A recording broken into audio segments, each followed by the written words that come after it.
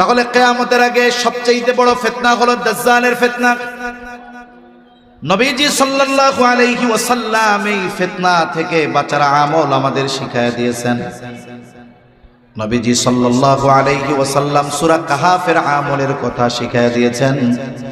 নবীজি বলেন, জুমার দিন যে সূরা কাহাফ তিলাওয়াত করবে, আল্লাহ রাব্বুল আলামিন তাকে দাজ্জালের ফিতনা থেকে হেফাজত করবে।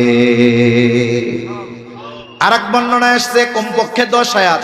প্রথম 10 আয়াত আমার আপনার জীবনে বেঁচে থাকার জন্য আল্লাহ তাআলা শ্বাস প্রশ্বাসকে যেমন জরুরি করে দিয়েছেন, বলে না খেয়ে যদি হায়াত থাকে 2-4-10 বেলা বাঁচা যাবে, কিন্তু 10 মিনিট বেঁচে থাকার জন্য বলেন তো অক্সিজেন নেওয়ার দরকার আছে না নাই?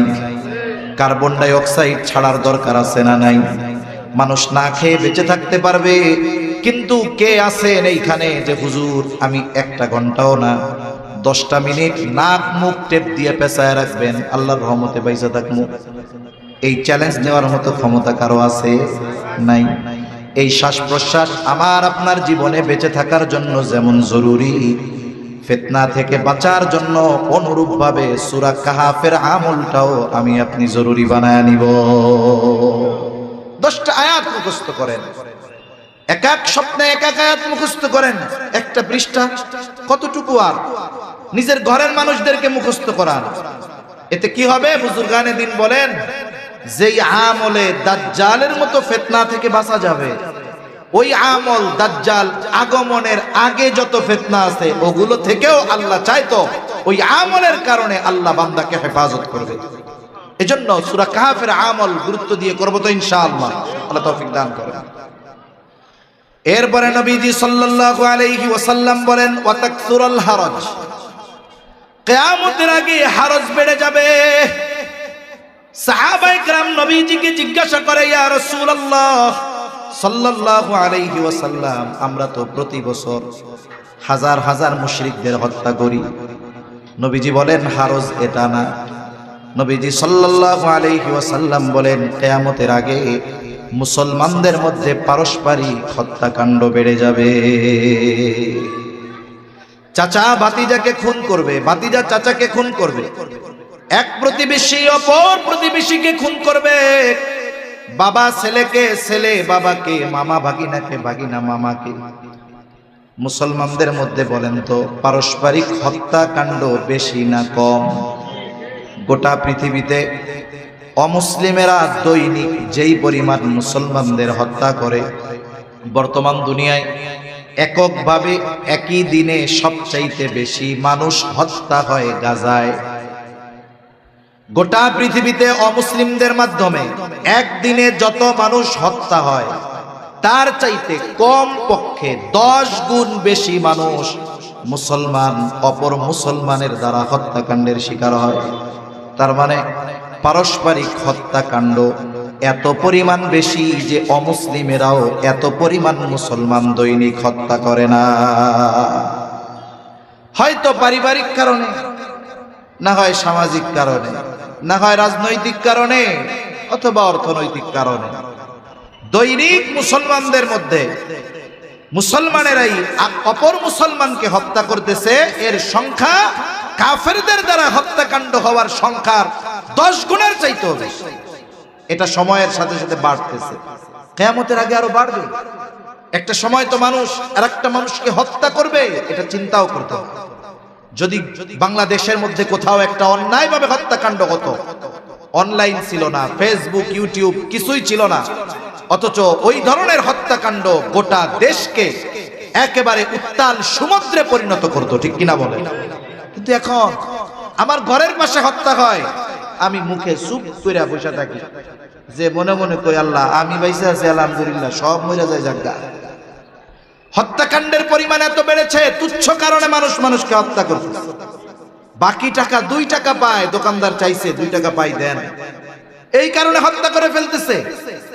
একটু কথা কাটাকাটি তর্কাতর্কি হয়েছে, এই কারণে একজন আরেকজনকে হত্যা করে ফেলতেছে। তরুণদের মধ্যে যুবক কিশোর ছোট মানুষ ক্লাস 5-6 পড়ে, একটু তর্কাতর্কি হয়েছে, কত ঠান্ডা মাথায় প্ল্যান করে সংঘবদ্ধভাবে হত্যাকাণ্ড সংগঠিত করতেছে। এক একটা ঘটনা, এটা শুধু ঘটনা পর্যন্ত সীমাবদ্ধ নয়, ওই যেই ঘটনাটা ঘটতেছে ওটাই হলো ভবিষ্যতের বাস্তব রূপ, যদি আমরা এখন থেকে সতর্ক না হই। এজন্য কিয়ামতের আগে আল্লাহর নবী বলেন পারস্পরিক হত্যাকাণ্ড বেড়ে যাবে, অথচ হত্যা কত বড় জঘন্য এক অপরাধ। রাসূলুল্লাহ সাল্লাল্লাহু আলাইহি ওয়াসাল্লাম বলেন সিবাবুল মুমিনি ফুসুকুন ওয়া কিতালুহু কুফর। নবীজি সাল্লাল্লাহু আলাইহি ওয়াসাল্লাম বলেন মুমিনকে গালি দেওয়া ফাসিকি পাপের কাজ, আর হত্যা করা কুফরি। অথচ এই হত্যাকাণ্ড অহরহ হইতেছে। মুমিনকে গালি দেওয়া যেখানে নিষেধ, মুমিনকে গালি দেওয়া যেখানে ইসলাম মানা করেছে, সেখানে হত্যাকাণ্ড আমাদের কাছে সাধারণ হয়ে গেছে। অথচ দেখুন এই জবান হেফাজতের মাধ্যমেই জান্নাতের নিশ্চয়তা পাওয়া যায়।